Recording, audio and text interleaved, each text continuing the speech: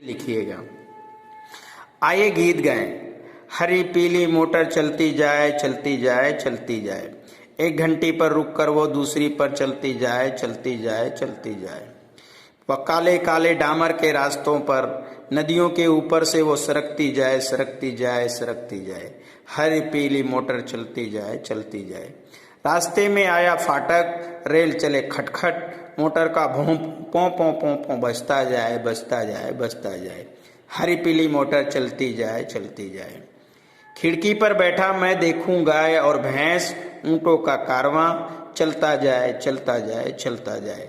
हरी पीली मोटर चलती जाए चलती जाए। बच्चों, यहाँ पर गीत है कि जो गाड़ी है वो हरी पीली रंग की है और वो चली जा रही है, और वो एक घंटी पर रुक कर दूसरी पर चलती जाती है। मतलब एक जगह से रुकती है दूसरी जगह पर जाती है और चलती जा रही है चलती जा रही है। और वो सड़क पर काले काले डामर के रास्तों पर वो चलती जा रही है। ऐसे चल रही है सड़क पर जैसे कि नदी में नाव सरकती है। ऐसा प्रतीत हो रहा है कि नदी में नाव सरक रही है। वो सरकती हुई आगे बढ़ती जा रही है हरी पीली मोटर। रास्ते पर आया फाटक, रेल चले खटखट। मतलब अब जब हमारी बस जा रही है तो उसी समय रास्ते में फाटक, रेलवे का फाटक आ गया और वो गाड़ी हमारी रुक गई। और वहां पे ट्रैफिक हुआ तो गाड़ी में बहुत सारे भोंपू बजने लगे, पौ पौ पौ पौ की आवाज निकालते जा रहे थे। हरी पीली मोटर हमारी चलती जाए चलती जाए। और मैं खिड़की में बैठा उस नज़ारे को देख रहा हूँ जहाँ गाय और भैंस मुझे नजर आ रही है, और ये भी देख रहा हूँ कि वहाँ ऊंट के कारवां चले जा रहे हैं और हरी पीली मोटर हमारी चलती जाए चलती जाए। अब बच्चों सोचिए, क्या ऐसी कोई जगह है जहाँ इनमें से कोई भी गाड़ी नहीं पहुँच सकती है? ना वैन पहुँच सकता है, ना बस पहुँच सकती है, ना वैन ना रिक्शा।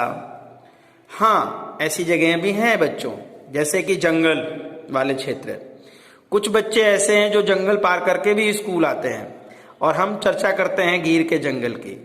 इसमें कह रहे हैं कि कुछ बच्चे कह रहे हैं कि हम गिर के जंगल में रहते हैं, स्कूल पहुंचने के लिए हमें घने जंगल से गुजरना पड़ता है, और जंगल में इतना सन्नाटा होता है कि आसपास कई पक्षी और जानवरों की आवाजें सुनाई देती हैं, और हम जंगल पार करके स्कूल आते हैं। ये देखिए, घने जंगलों से होकर बच्चे स्कूल जा रहे हैं।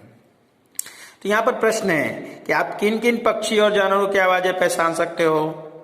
यदि जैसे कि मैं तो कौवा, कोयल, तोता, मोर का पहचान सकता हूँ। आप किस किस का पहचान सकते हो? आपको यहाँ लिखना है।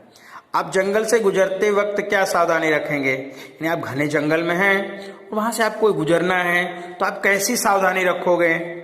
तो हमें जंगली जानवरों से सावधान रहना चाहिए, वहां पे सांपों से सावधान रहना चाहिए, रास्ते में पड़े कंकड़ पत्थर से सावधान रहना चाहिए, और जिससे हमें कोई नुकसान ना हो।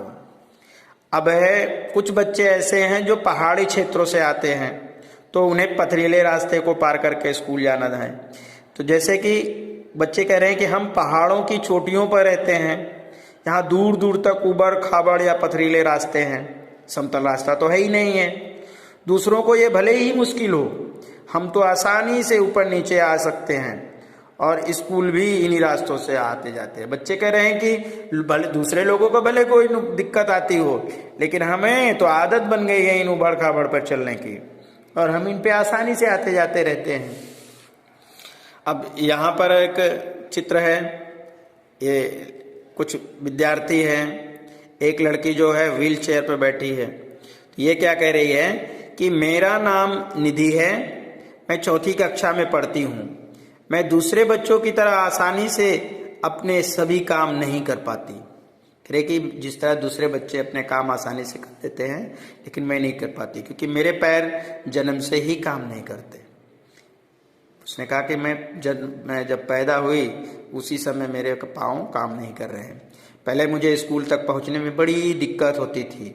मेरी माँ मुझे गोद में उठाकर स्कूल तक ले जाती थी, लेकिन अब मैं स्वयं अपनी पहिए वाली कुर्सी यानी व्हील चेयर से स्कूल जाती हूँ, जो मुझे स्कूल की तरफ से मिली है। तो इस लड़की कह रही है कि मैं निधि हूँ और मैं कक्षा 4 में पढ़ती हूँ, और मैं दूसरे बच्चों से थोड़ा अलग हूँ क्योंकि मेरे पाँव में पोलियो हुआ है।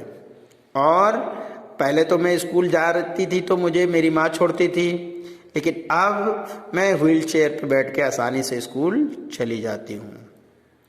अच्छा, यहाँ पर कुछ प्रश्न है बच्चों। जो शारीरिक रूप से अपाहिज हैं उन्हें कैसी मुश्किलों का सामना करना पड़ता होगा?